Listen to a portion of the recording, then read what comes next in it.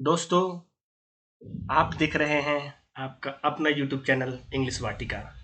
जी हाँ दोस्तों, मैं हूं समीर सर और मैं आज आपके लिए लेकर आया हूं वोकेबुलरी सेक्शन का नेक्स्ट वीडियो, यानी आपके ईडियम एंड फ्रेजेस का पार्ट 5। जी हाँ दोस्तों, ईडियम और फ्रेजेस का हम लोगों ने पीछे 4 पार्ट देख लिया है। आई होप आप सब ने उन 4 पार्ट्स के जितने भी ईडियम एंड फ्रेज सबकी प्रैक्टिस भी कर ली है और उन्हें अपने नोट्स बुक में लिख भी लिया है। जी हाँ दोस्तों, ये काफ़ी इंपॉर्टेंट ईडियम एंड फ्रेजेस हैं।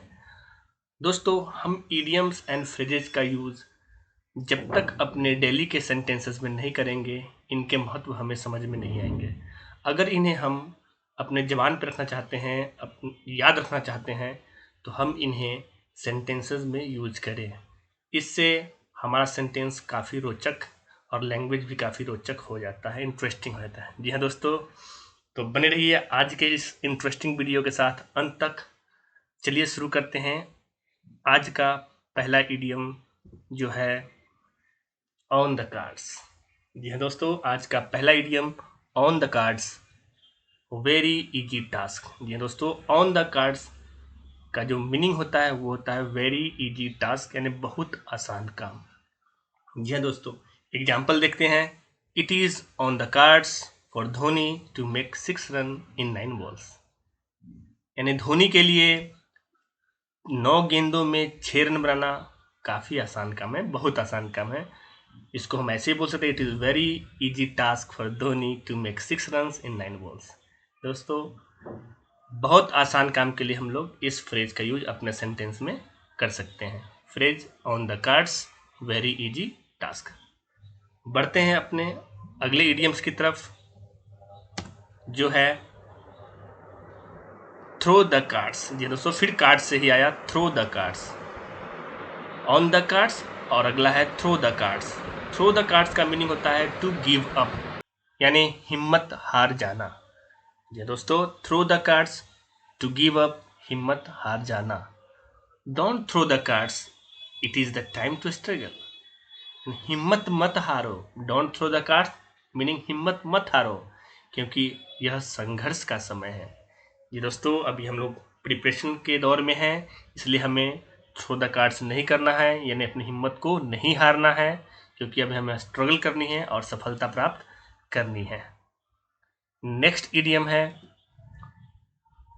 इन द लॉन्ग रन। ये दोस्तों, बहुत ही famous idiom, in the long run, in the end, अंत में। In the long run English meaning है इन द एंड, यानी अंत में। Truth wins in the long run, यानी सच्चाई अंत में जीतता है। यानी दोस्तों, ये कहावत भी है कि अंत में सच्चाई की जीत होती है। In the long run, in the and, याद रखेंगे दोस्तों। बढ़ते हैं अगले इडियम की तरफ। अगला इडियम है एट लार्ज। एट लार्ज के कई मीनिंग होते हैं दोस्तों।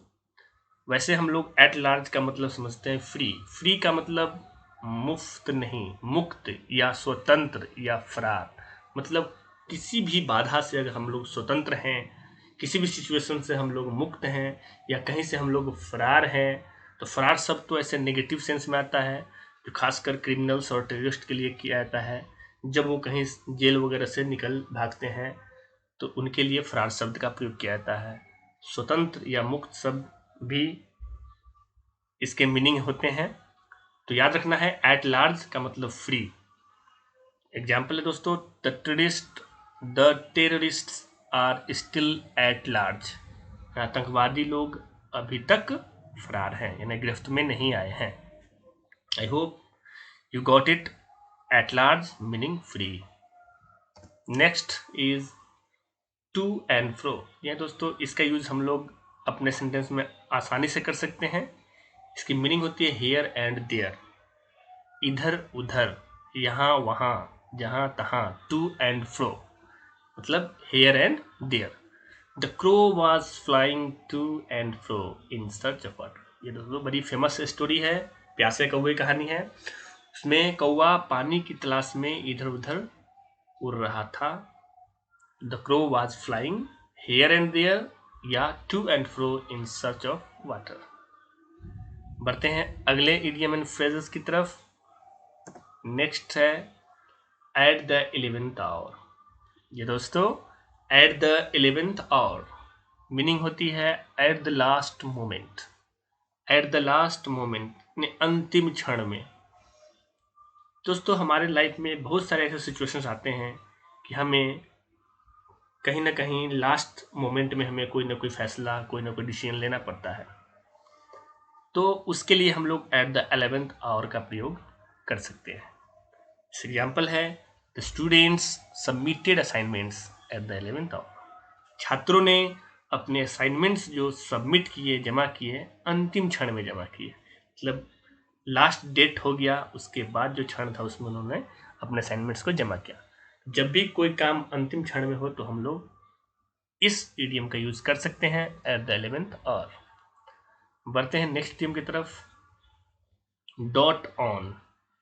ये दोस्तों dot on, so great love. जब हम किसी के प्रति बहुत ज़्यादा प्यार दिखाते हैं, मोहब्बत दिखाते हैं, तो हम लोग इस फ्रेज का यूज कर सकते हैं।